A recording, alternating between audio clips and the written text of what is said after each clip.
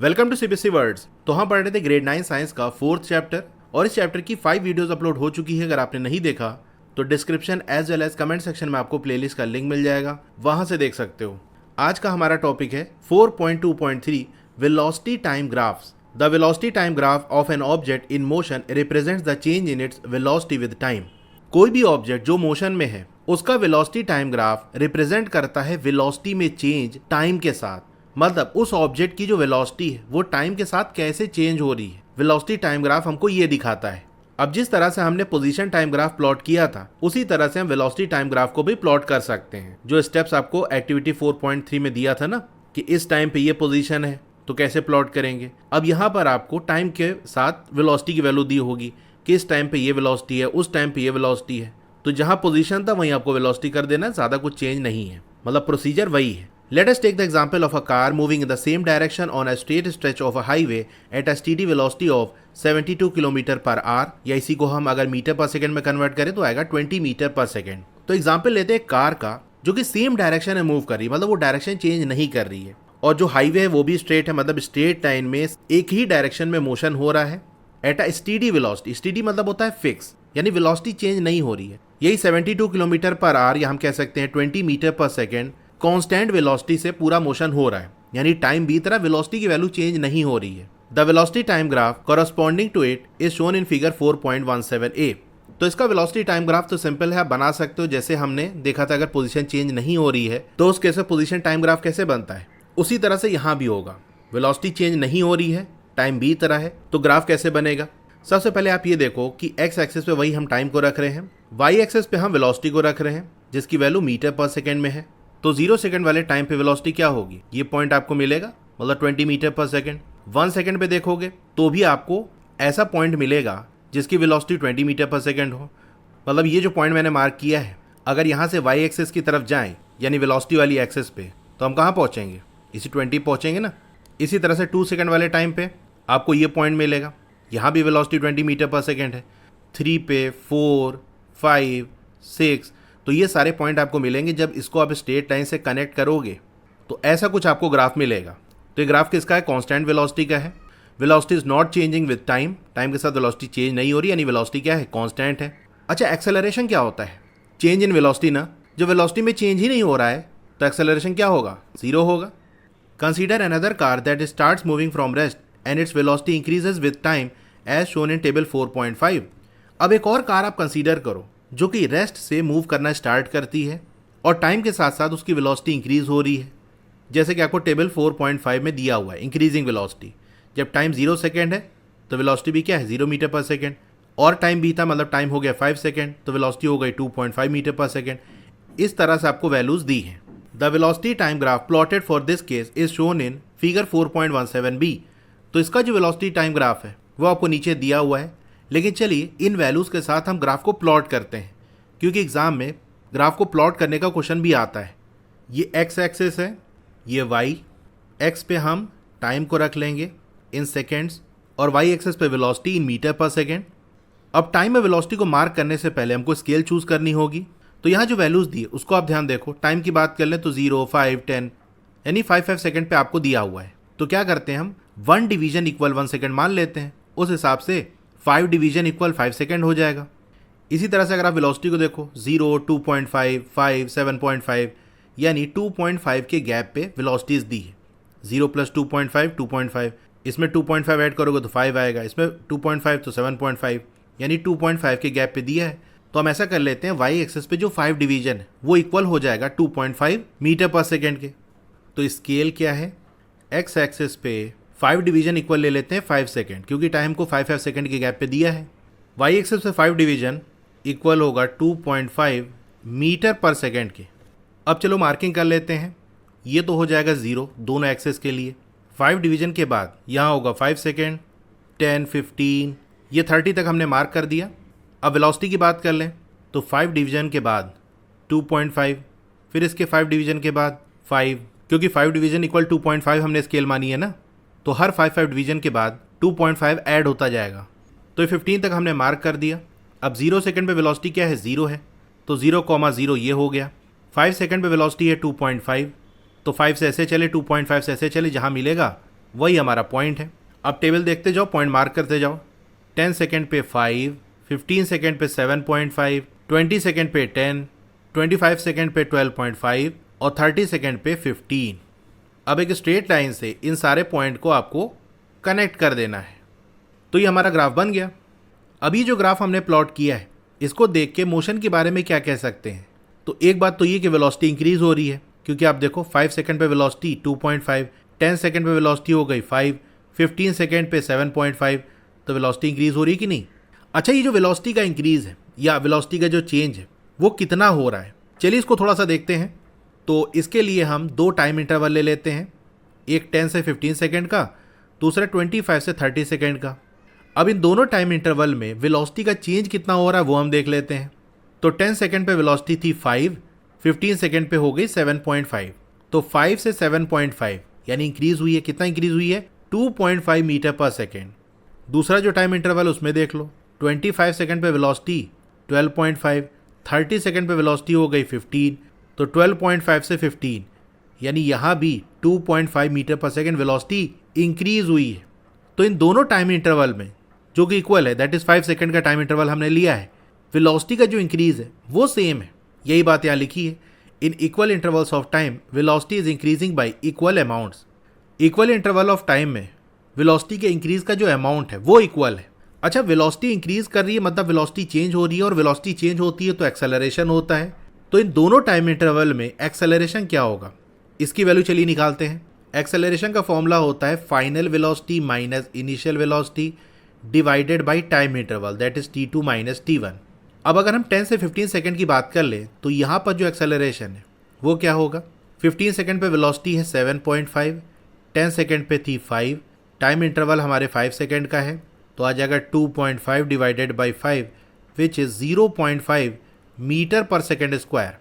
इसी तरह से अगर आप 25 से 30 सेकंड के बीच का निकालोगे एक्सेलरेशन, तो 30 सेकंड पे वेलोसिटी है 15, 25 सेकंड पे है 12.5 डिवाइडेड बाई टाइम इंटरवल वही 5 सेकंड का है, यहाँ भी वही आएगा 2.5 divided by 5 which is 0.5 metre per second square.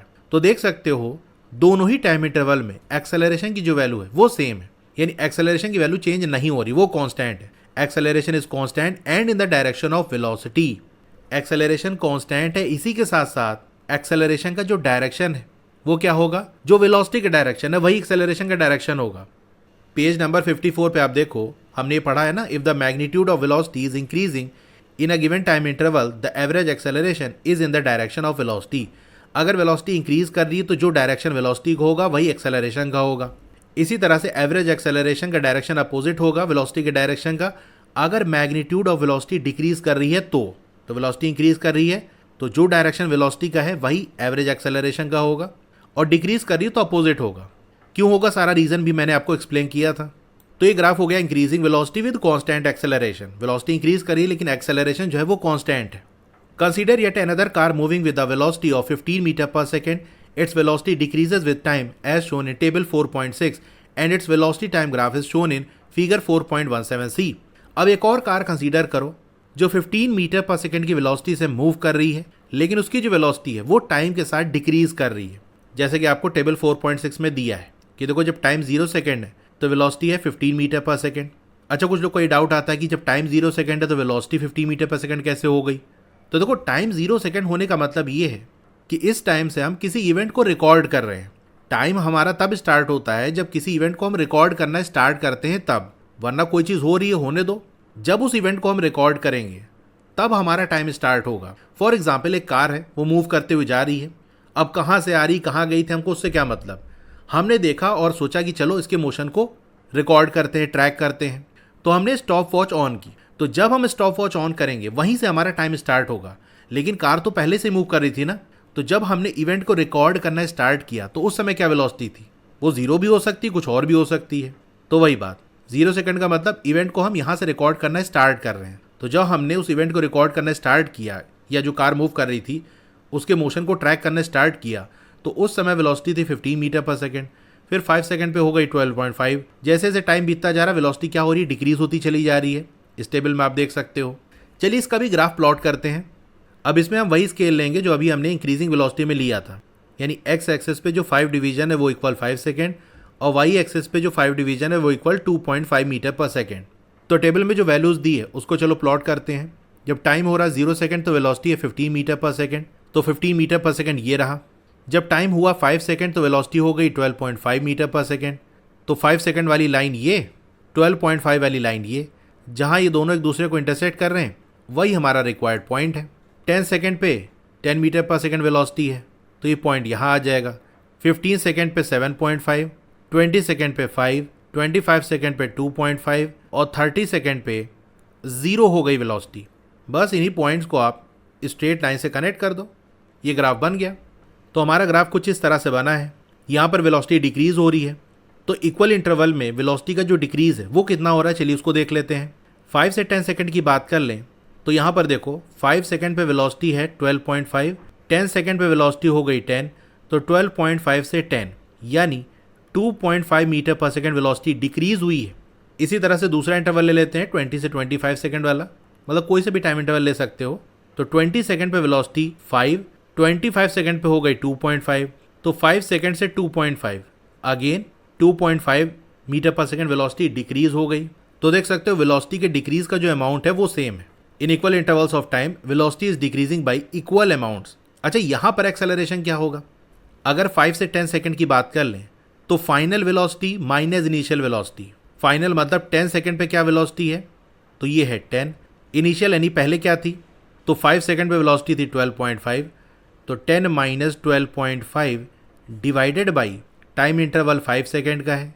10 minus 12.5 करोगे तो आएगा माइनस 2.5 डिवाइडेड बाई 5, तो यहाँ से वैल्यू आ जाएगी minus 0.5 metre per second square.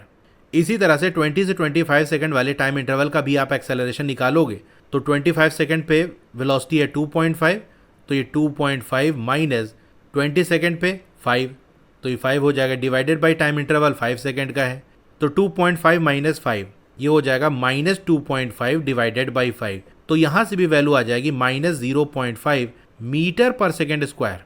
तो देख सकते हो दोनों टाइम इंटरवल में एक्सेलरेशन की वैल्यू सेम है, that is minus 0.5 metre per second square. Acceleration is constant and opposite to the direction of velocity. तो यहाँ पर एक्सेलरेशन क्या है, कांस्टेंट है, यानी वही minus 0.5 metre per second square.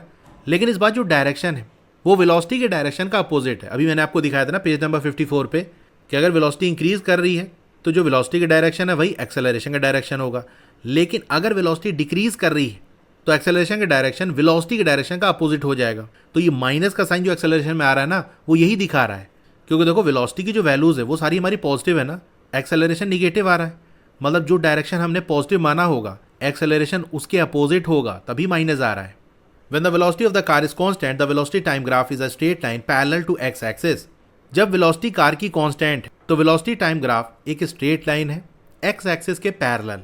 जैसा कि ए वाली फिगर में आप देख सकते हो वेलोसिटी टाइम ग्राफ हमारा कैसे बनना है, स्ट्रेट लाइन जो कि x एक्सिस के पैरेलल है। बेसिकली टाइम एक्सिस के पैरेलल होगा। अब क्योंकि x एक्सिस हमने टाइम रखा है इसीलिए x एक्सिस कह रहा है, वरना ये बात याद रखना कि ऑब्जेक्ट की अगर वेलोसिटी कांस्टेंट है तो velocity time graph straight line बनेगा टाइम एक्सिस के पैरेलल। अगर टाइम को हम वाई एक्सिस पे कर देना तो फिर ग्राफ वाई एक्सिस के पैरेलल बनेगा। तो यहाँ पर इस ग्राफ के हिसाब से बात कर रहा है कि एक्स एक्सिस के पैरेलल बनेगा, वरना जनरली आप याद रखना कि टाइम एक्सिस के पैरेलल बनेगा। And acceleration is zero. और जो वेलोसिटी चेंज ही नहीं हो रही है तो एक्सेलरेशन की वैल्यू जीरो होगी। A straight time velocity time graph as shown in figure 4.17b indicates that velocity is increasing with a constant acceleration in the direction of velocity. ये हमने ऊपर देख ही लिया बी वाली फिगर में कि यहाँ पर ऐसे एक स्ट्रेट लाइन बननी है जो ये शो कर रही है कि वेलोसिटी इंक्रीज कर रही है, लेकिन एक्सेलरेशन की जो वैल्यू है वो कांस्टेंट है और एक्सेलरेशन का जो डायरेक्शन है वो वेलोसिटी के डायरेक्शन में है। Whereas a straight time velocity time graph as shown in figure 4.17c indicates that the velocity is decreasing with a constant acceleration opposite to the direction of velocity। और सी वाले में हमने देखा कि वेलोसिटी क्या कर रही है, डिक्रीज कर रही है, लेकिन वहाँ भी एक्सेलरेशन कांस्टेंट है, that is minus 0.5 metre per second square. लेकिन माइनस लगे होने की वजह से, मतलब क्योंकि वेलोसिटी डिक्रीज कर रही है ना, इसीलिए एक्सेलरेशन में माइनस का साइन आ रहा है, जो ये शो कर रहा है कि एक्सेलरेशन का डायरेक्शन वेलोसिटी के डायरेक्शन के अपोजिट होगा। Which physical quantities can be obtained from a velocity time graph. अब वो कौन सी फिजिकल क्वांटिटीज है जिसको हम वेलोसिटी टाइम ग्राफ से ऑब्टेन कर सकते हैं। Apart from finding the magnitude of velocity of the object at each instant of time, what other physical quantities can be calculated from the velocity time graph. अब velocity time graph से ये तो हम बता ही सकते हैं कि अलग अलग टाइम पे क्या वेलोसिटी है। इसके अलावा और कौन सी फिजिकल क्वांटिटी जिसको हम कैलकुलेट कर सकते हैं, चलिए उसके बारे में जानते हैं। Slope of the straight line on graph. Velocity time graph पे जो स्ट्रेट लाइन है उसका स्लोप हमको क्या बताता है। In section 4.22 we found that velocity can be determined from the slope of the straight line on position time graph. 4.22 वाले section में हमने ये देखा था कि पोजीशन टाइम ग्राफ पे अगर कोई स्ट्रेट लाइन है तो उसका जो स्लोप है वो हमको वेलोसिटी की वैल्यू देता है।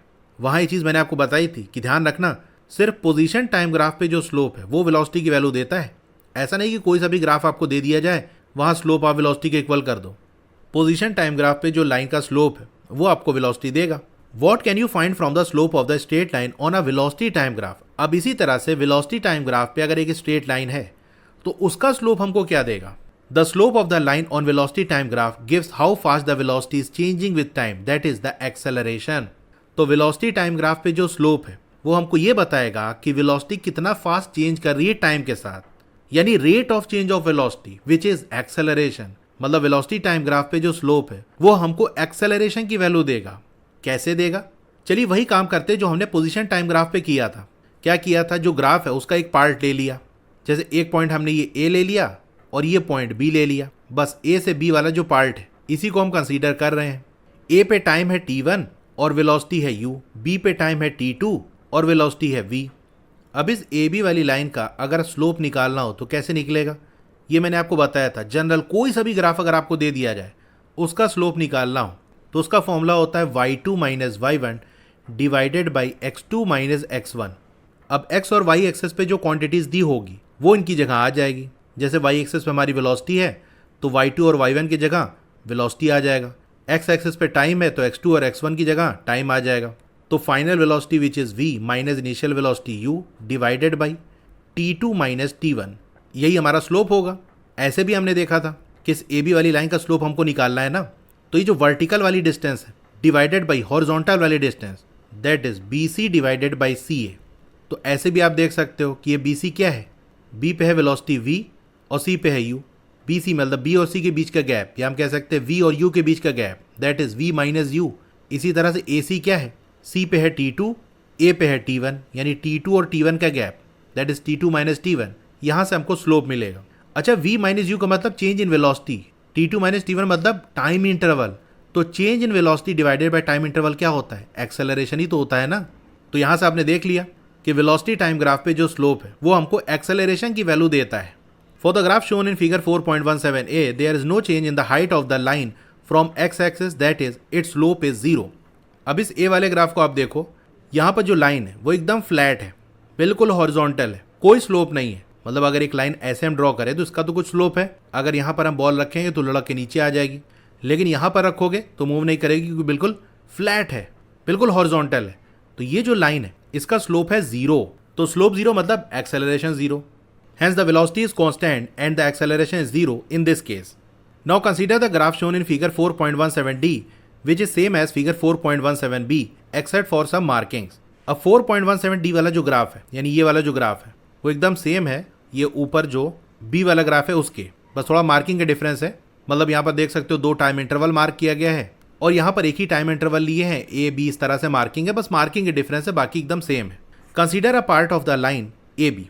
अब लाइन ए बी को कंसीडर करो। ये तो खैर मैंने आपको बता ही दिया कि सपोज करो कोई टाइम t1 है कॉरस्पॉन्डिंग टू पॉइंट ए, यानी पॉइंट ए की बात कर ले तो वहाँ पर टाइम t1 है, वेलोसिटी को हम u से डिनोट कर रहे हैं। वहीं t2 वाला जो टाइम है वो कॉरस्पॉन्डिंग टू पॉइंट बी है, यानी पॉइंट बी की बात कर ले तो वहाँ टाइम t2 हो रहा है, वेलोसिटी v है। By dividing the change in velocity that is BC by change in time that is CA you get, ये मैंने आपको करके दिखाया था ना, change in velocity that is v minus u, या इसको हम BC भी कह सकते हैं, divided by change in time that is T2 minus T1 जिसको हम CA भी कह रहे हैं। तो यहाँ से हमको एक्सेलरेशन की वैल्यू मिलेगी कि नहीं। तो ये देखो A equal V minus U divided by T2 minus T1 equal BC upon CA। Substituting the values from graph, we obtain the magnitude of average acceleration between the time interval from 10 second to 20 second. अब V, U, T1, T2 की जो value दी है उसको अगर हम put करें तो acceleration की वैल्यू हमको क्या मिलेगी। देखो T1 है 10 सेकेंड, T2 है 20 सेकेंड, U है 5, V है 10, बस वैल्यू पुट कर दो।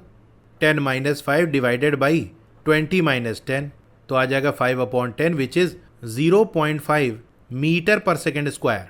तो यही वैल्यू आ रही 0.5 मीटर पर सेकेंड स्क्वायर।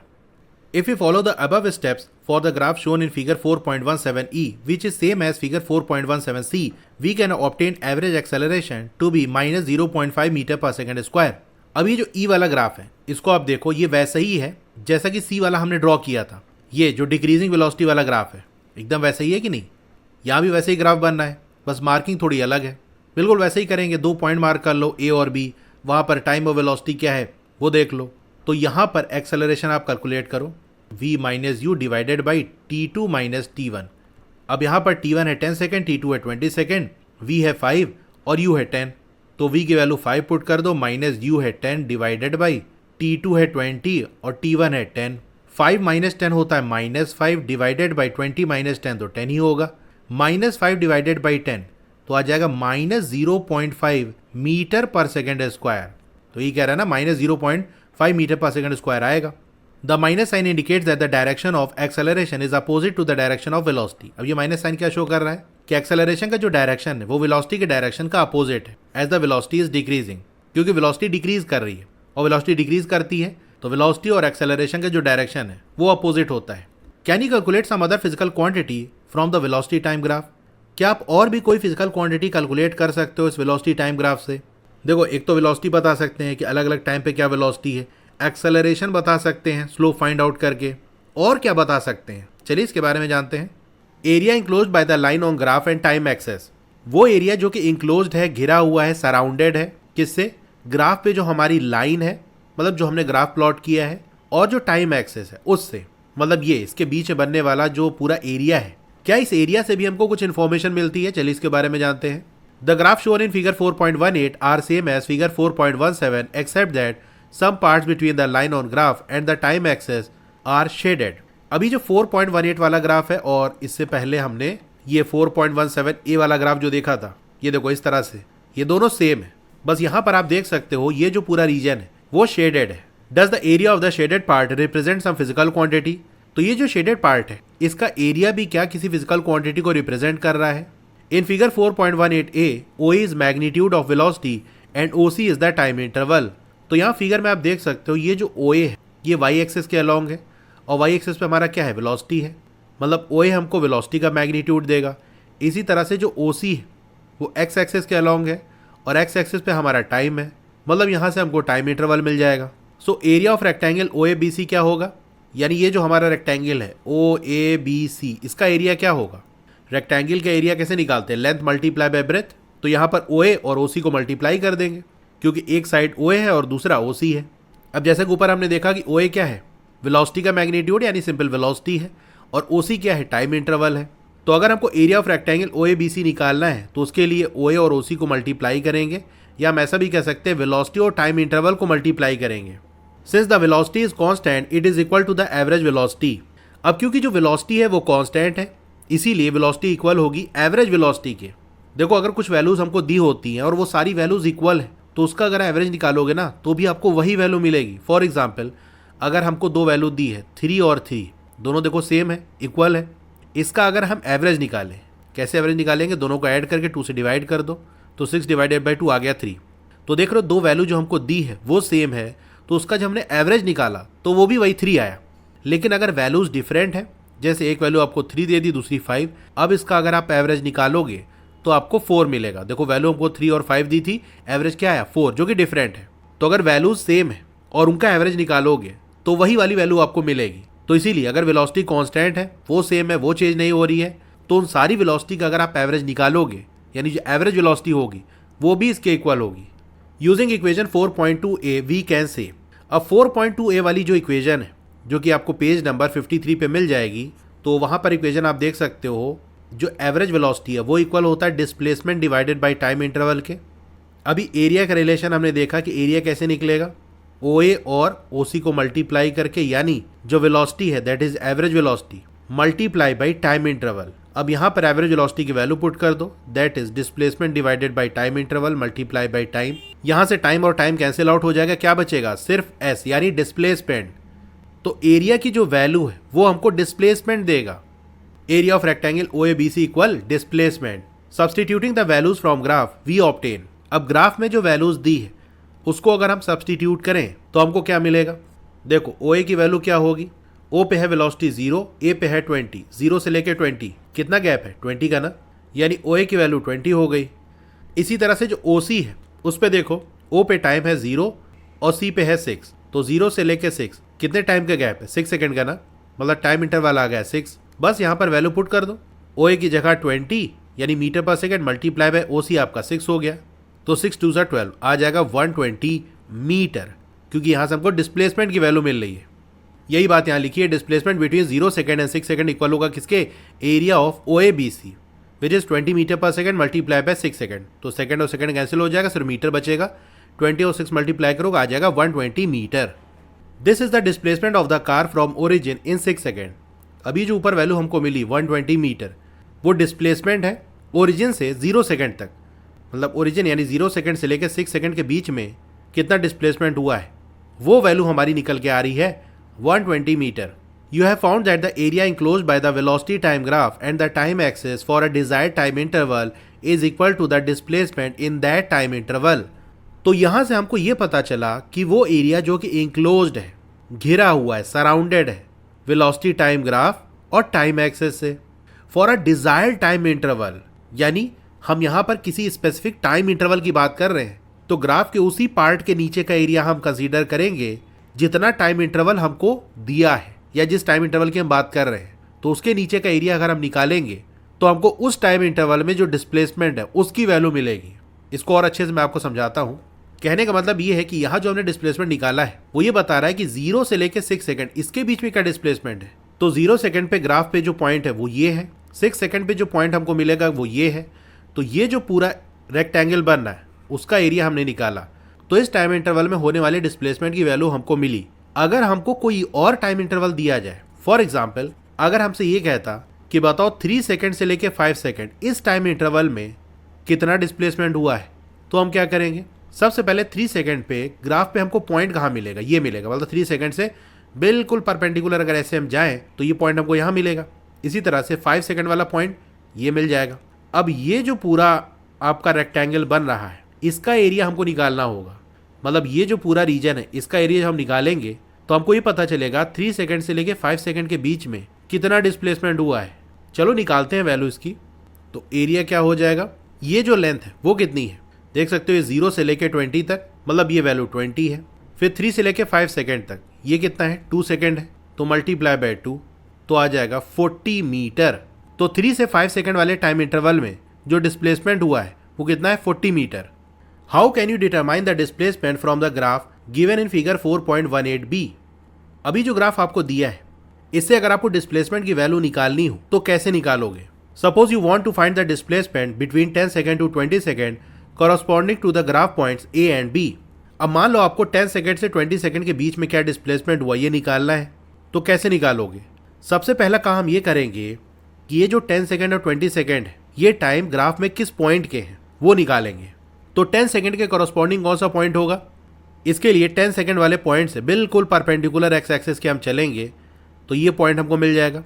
इसी तरह से 20 सेकंड वाले टाइम से बिल्कुल ऐसे परपेंडिकुलर चलें तो जहां हम ग्राफ पे पहुंचेंगे वहां हमको दूसरा पॉइंट मिल जाएगा।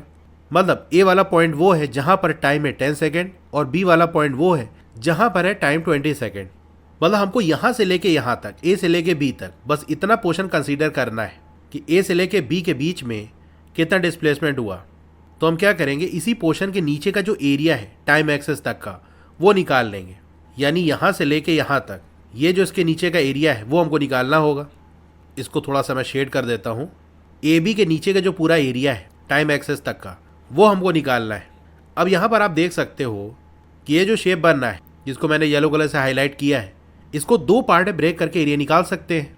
मतलब अगर ये ए सी वाली लाइन हम इसे ड्रॉ कर दें तो ये एक ट्राइंगल है और ये एक रेक्टेंगल है, दोनों का एरिया आप निकाल सकते हो। चलो निकालते हैं। तो ट्राइंगल ए बी सी के एरिया की बात कर लें तो ये राइट एंगल ट्राइंगल है। फॉर्मूला लगेगा half base into height. Base क्या है? ए सी। ए से लेके सी तक ये टाइम की वैल्यू हमको देगा, तो 10 से 20 यानी ये 10 सेकेंड हो गया, मल्टीप्लाई बाई हाइट क्या है? इस ट्राइंगल की हाइट है बी सी। बी वाला पॉइंट है 10 पे और सी वाला पॉइंट है 5 पे, तो 5 से लेके 10 तक वेलोसिटी कितनी होगी? 10 - 5 that is 5 metre per second. बस सॉल्व कर लो। 2 5 ज़ा 10, 5 5 ज़ा 25 आ गया। यानी ट्राइंगल ABC का जो एरिया है वो 25 है। यहाँ पर वैल्यू आपकी मीटर में आएगी क्योंकि टोटल एरिया हमको डिस्प्लेसमेंट देगा, तो 2 पार्ट में एरिया निकाल लें, मतलब डिस्प्लेसमेंट भी हमको 2 पार्ट में मिलेगा। फिर जो रेक्टेंगल है ACDE उसकी बात कर लें तो लेंथ मल्टीप्लाई बाय ब्रेथ, मतलब ये AE मल्टीप्लाई बाय ED या ED मल्टीप्लाई बाय AE, कुछ भी कर सकते हो।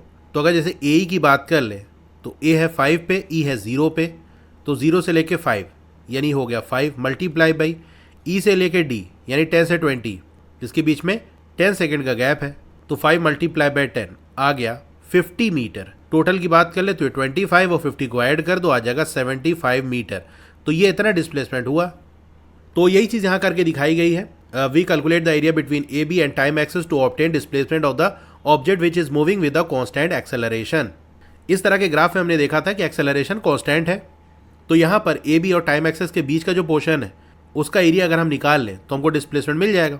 10 displacement between 10 second to 20 second क्या हो जाएगा, एरिया ऑफ ABDE, मतलब ये जो पूरा शेप है ABDE ये वाला, ये इक्वल होगा एरिया ऑफ रेक्टेंगल ACDE, ये जो रेक्टेंगल वाला पार्ट है इसका area, plus area of triangle ABC, और ये जो ट्राइंगल ABC है इसका एरिया।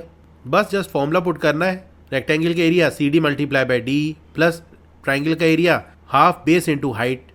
वैल्यू सब्सटीट्यूट करो, सॉल्व करके आपको ये मिल जाएगा जो मैंने आपको निकाल के दिखाया। This is the displacement of car between 10 second and 20 second. We learned that by finding the slope and area from the velocity type graph for motion with constant acceleration, we can determine acceleration and displacement respectively. तो यहाँ पर हमने ये सीखा कि अगर हमको velocity time graph दिया हो ऐसे मोशन का जो कि कांस्टेंट एक्सेलरेशन के साथ हो रहा हो, तो वहाँ पर अगर हम स्लोप निकालेंगे तो उससे हमको एक्सेलरेशन की वैल्यू मिलेगी, और अगर एरिया निकालेंगे तो उससे हमको डिस्प्लेसमेंट की वैल्यू मिलेगी। You learn how to represent motion by graphs. Let us now learn about the equations which describe the motion of an object. अब ये तो आपने सीख लिया कि किस तरीके से हम मोशन को रिप्रेजेंट करते हैं ग्राफ से। अब चलिए उन इक्वेशंस के बारे में हम सीखते हैं जो किसी भी ऑब्जेक्ट के मोशन को डिस्क्राइब करते हैं। तो इसको हम नेक्स्ट वीडियो में डिस्कस करेंगे। आपको वीडियो कैसी लगी कमेंट करके जरूर बताइए, अच्छी लगी हो तो लाइक करिए, और अगर अभी तक आपने चैनल को सब्सक्राइब नहीं किया है तो जरूर से सब्सक्राइब कर लो। उसके बगल में एक बेल का आइकन होगा, उसको दबा के ऑल पे क्लिक कर देना, तो जब भी नई वीडियो आएगी आपको मैसेज आ जाएगा। मिलते हैं फिर नेक्स्ट वीडियो में। Thank you.